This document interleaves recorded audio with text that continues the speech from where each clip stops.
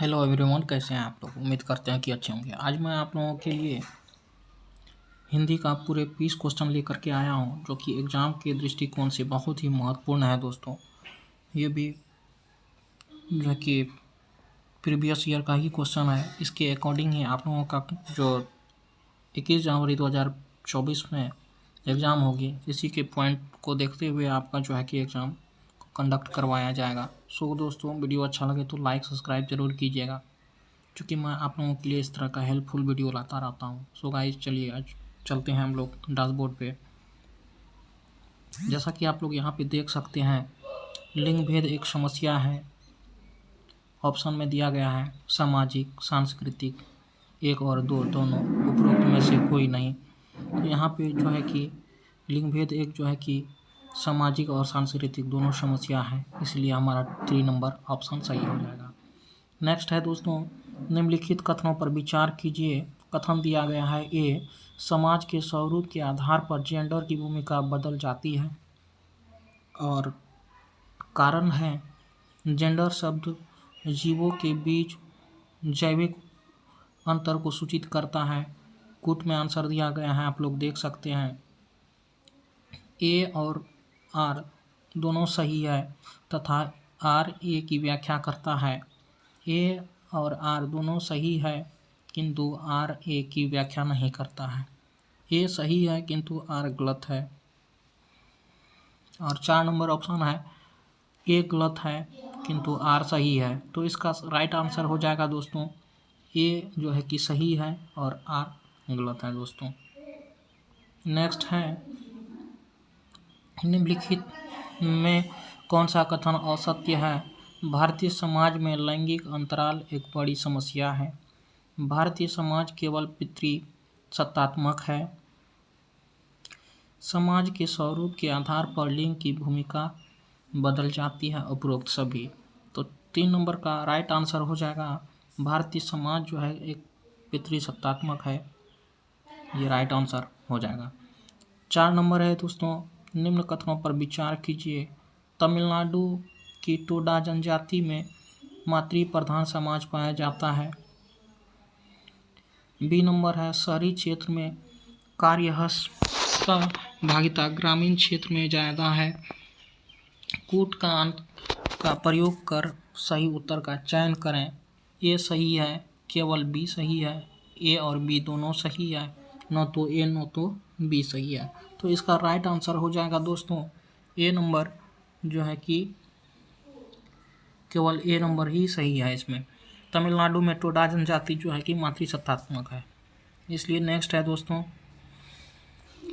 5 number, निम्नलिखित कथनों पर विचार कीजिए। संविधान के अनुच्छेद में शहरी क्षेत्रीय प्रशासन में महिलाओं से संबंधित प्रावधान किया गया है।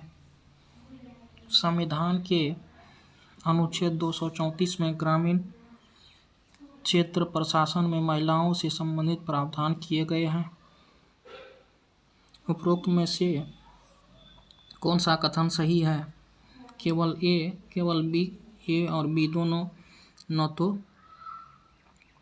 ए न तो बी। 5 नंबर का राइट आंसर हो जाएगा 4th नंबर। दोनों में से कोई सही नहीं है दोस्तों, इसलिए हमारा 4th आंसर ही सही हो जाएगा। 6 नंबर है,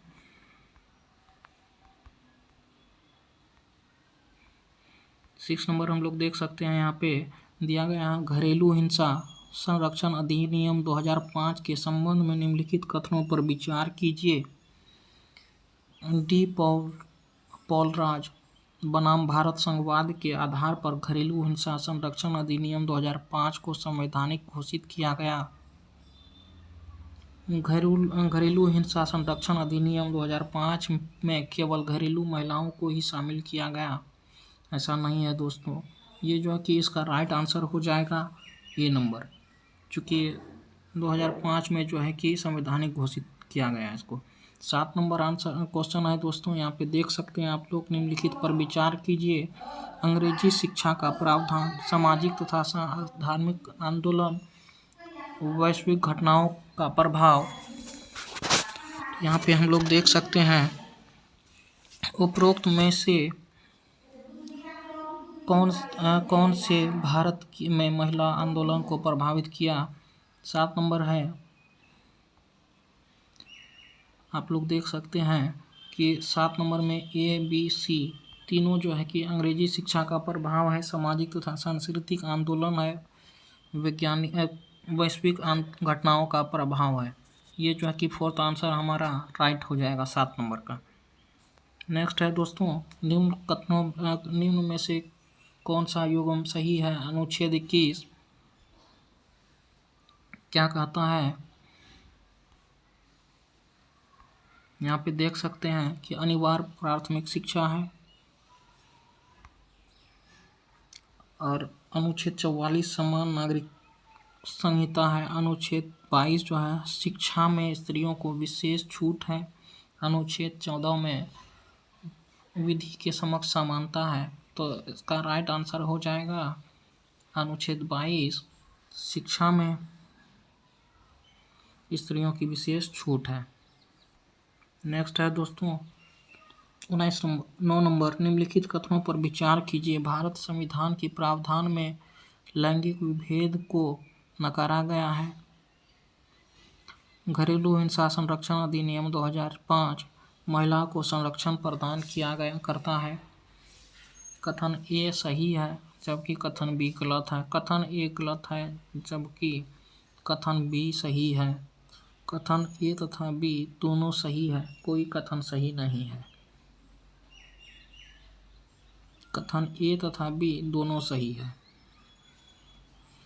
निम्नलिखित में कौन सा कथन सही नहीं है? प्राचीन काल में महिलाओं की राजनीतिक भागीदारी पुरुषों के समान थी। संवैधानिक सभा में महिलाओं की कुल संख्या 15 थी। इस तरह से राइट आंसर हम लोग ऑप्शन को देखते हुए करेंगे। यहाँ पे संविधान तथा विधानमंडल में महिलाओं के लिए 33% सीट आरक्षण करने वाला प्रावधान संसद के दोनों सदनों में से पारित किया गया। ये बात तो सही है दोस्तों। इसका इस तरह से हमारा 1 नंबर और 3 नंबर दोनों बातें सही नहीं हैं, इसलिए जो है कि हमारा रॉन्ग नंबर हो जाएगा 4th नंबर।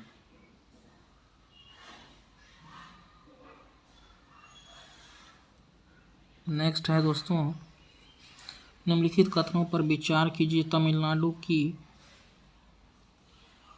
मांगनियार जनजाति का समाज मातृ प्रधान है। भारतीय समाज में मातृ प्रधान समाज का प्रभाव है, तो इसलिए कुट को हम लोग देख सकते हैं क्या दिया गया है। कथन ए सही है, कथन बी गलत है। कथन ए सही नहीं है जबकि कथन बी सही है। ए तथा बी दोनों सही है, ए तथा बी दोनों गलत है।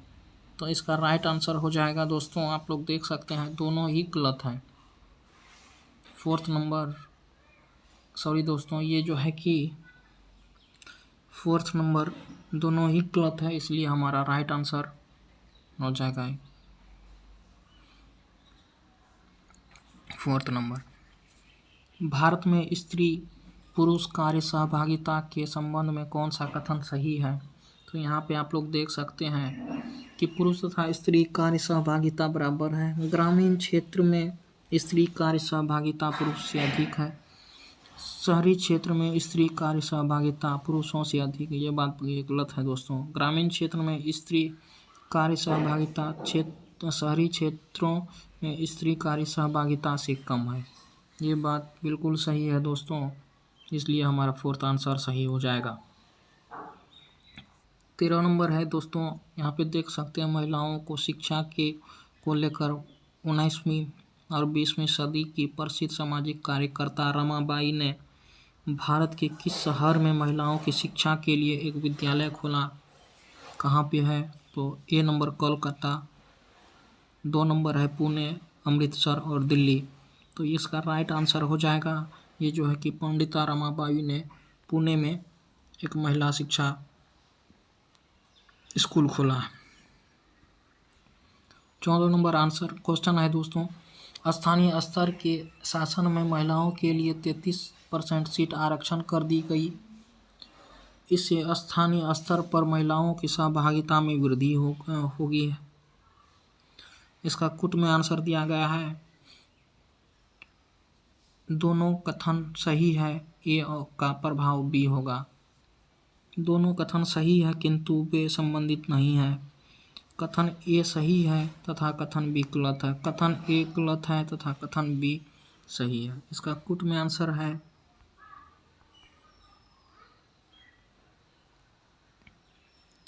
इस तरह से हमारा आंसर जो है कि 1 नंबर हो जाएगा। दोनों कथन सही है और ए का प्रभाव बी पर है।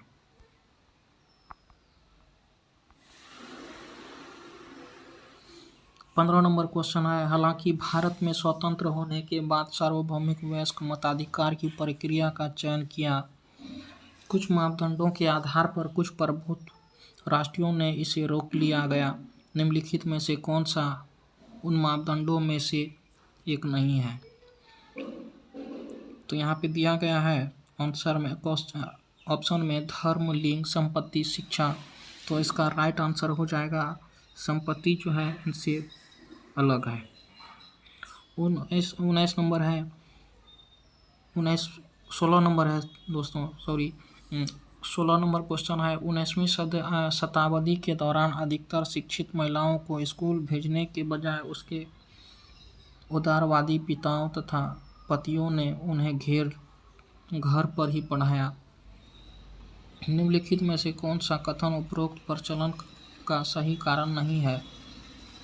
1 नंबर है, लड़कियों को घर पर पढ़ाने में पुरुषों को बहुत खुशी होती है। लड़कियों को स्कूल पहुंचाने के लिए सार्वजनिक स्थानों से गुजरते हुए यात्रा करनी पड़ती थी और उसकी सुरक्षा भी चिंता थी।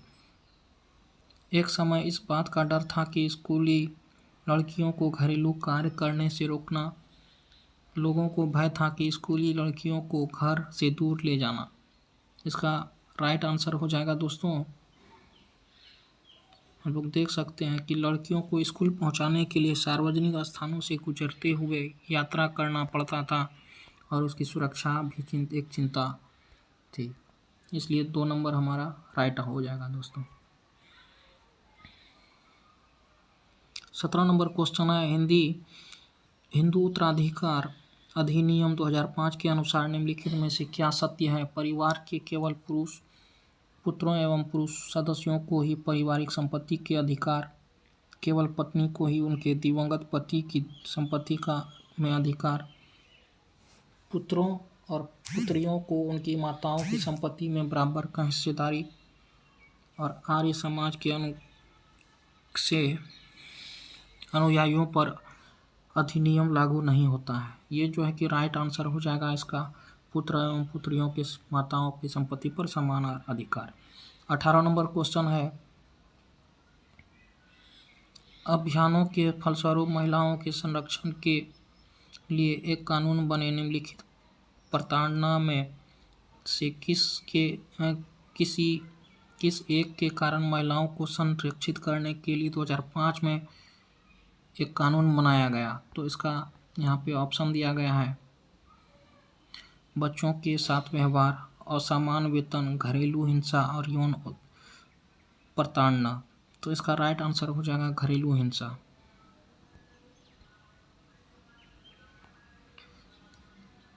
जेंडर पक्षपात डैश की ओर संकेत करता है। आनुवांशिकता विभिन्नताओं जो लड़कों और लड़कियों में मौजूद है। स्त्रीयोचित और पुरुषोचित विशेषताओं में सापेक्षित रूप से स्वयं का बोध अपने शारीरिक विज्ञान के कारण लड़कों और लड़कियों के बीच विभिन्नताओं की स्वीकृति और सांस्कृतिक अभिवृत्ति के कारण अपेक्षाओं पर आधारित लड़कों और लड़कियों से भिन्न व्यवहार करना। तो इसका राइट आंसर हो जाएगा 4 नंबर दोस्तों। और 20 नंबर लास्ट क्वेश्चन है हम लोगों का। वीडियो अच्छा लगे तो लाइक सब्सक्राइब जरूर कीजिएगा, बाद बाकी आपकी मर्जी है दोस्तों। रमाबाई जो महिला शिक्षा की योद्धा थी, कभी स्कूल नहीं गई, फिर भी उन्हें पंडिता की उपाधि दी गई क्योंकि उन्होंने अपने माता पिता से पढ़ना लिखना सीखा। उसके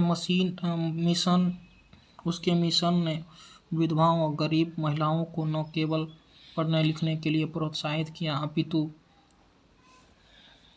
व्यावसायिक कुशलताओं की सहायता से स्वावलंबी होने की शिक्षा भी दी। वे सांस्कृतिक पढ़ना लिखना जानती थी, जो एक बहुत बड़ी उपलब्धि थी क्योंकि उसके समय में महिलाओं को इस प्रकार की ज्ञान अर्जित करने की अनुमति नहीं थी। और 4 नंबर ऑप्शन है दोस्तों, उन्होंने महिलाओं की शिक्षा को बढ़ावा देने के लिए पुणे में के पास खेड़ गांव में एक मिशन स्थापित किया। तो 20 नंबर का राइट आंसर हो जाएगा दोस्तों 3 नंबर। वे सांस्कृतिक पढ़ना लिखना जानती थी और उसके लिए ये सांस्कृतिक पढ़ना एक चुनौतीपूर्ण कार्य था। इस तरह से हम लोगों का आज 20 क्वेश्चन समाप्त होता है दोस्तों। वीडियो अच्छा लगे तो लाइक सब्सक्राइब जरूर कीजिएगा, अपने दोस्तों में फैलाइएगा, शेयर कीजिएगा। आज के लिए इतना ही, थैंक यू।